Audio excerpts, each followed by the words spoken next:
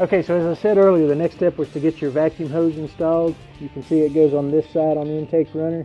And then you have your wiring harness, that's the T harness that comes in, and all this is in your instructions. So you're going to want to go ahead and run it to the runner on the other side, because if you don't do it now, obviously once you get everything put on, it's going to be a real bear to get under there and get it hooked in. Now we did notice when we put this insulator in that the clearance back there is really tight. Maybe a good idea to go ahead and click in that wiring harness on that side before you put this insulator back in, and then put your vacuum hose on. Put a few zip ties on it to keep everything nice and tidy underneath. We hooked out all the wiring harness back up, and now we're ready.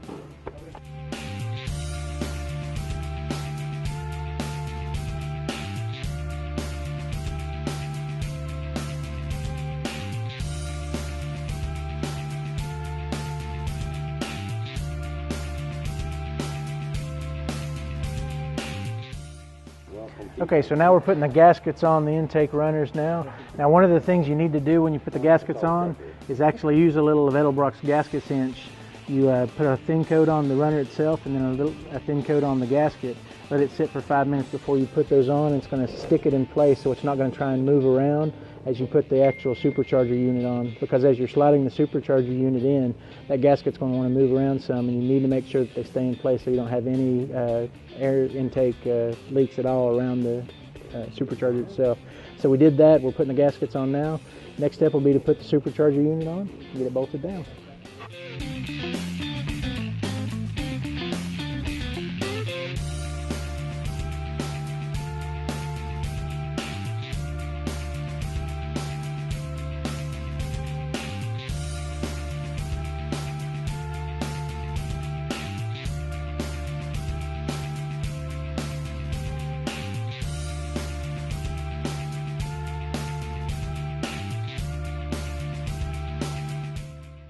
Okay, so now we've actually installed the supercharger head unit. Now you'll notice when we installed this in the video that we actually taped up the 4 rear bolts. You can see why. The clearances are really tight in the back.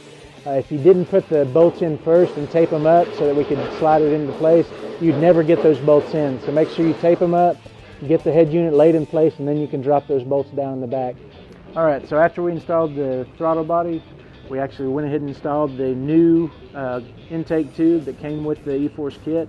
Put the new high flow filter in the air box. We do use the OE filter box, but we do put the new high flow filter for the added air needed for the supercharger. We put in the silicone couplings for the air tube, clamped them down.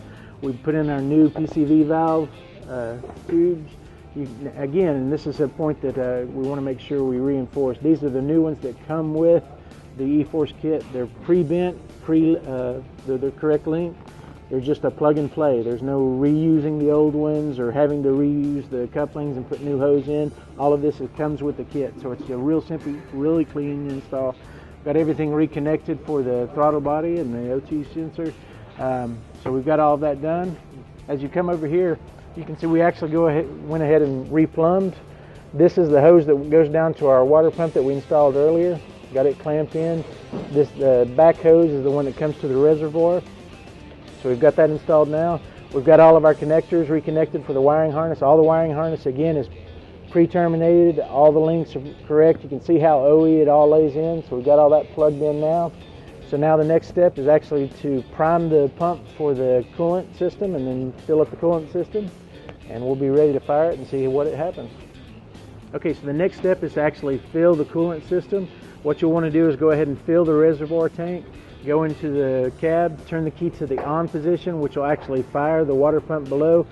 Keep a sense of your level on here as it's priming the system. Of course, you have that huge heat exchanger that's going to fill. Make sure that the tank stays filled. So as we did that, we're checking, we're making sure we're getting good flow. We've got a pretty good flow. We're going to go ahead and finish it up, and we'll button it up.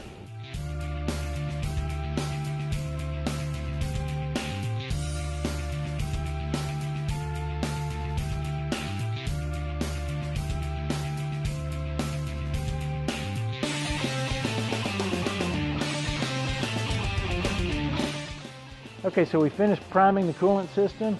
Again, if you look over here, this is all the relay and all the wiring loom for the water pump that's down below. You can see how well it tucks in. All of it's, again, pre-terminated terminated, so all the wiring just plugs right in. You don't have to worry about splicing or finding a place to put it. They've given you enough wire to tuck everything in so you have that clean OE look. So we've checked all that, all the connections are done. So now there's only one thing left to do, and fire it and see what happens. So Mike, you want to do the honors?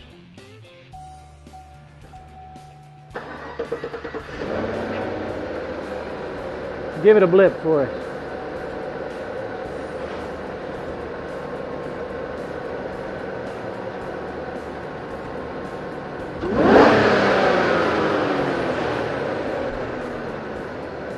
Sounds like everything's running the way it's supposed to. We're good to go. Now the only thing left is to reinstall the trim, and we're done with this project.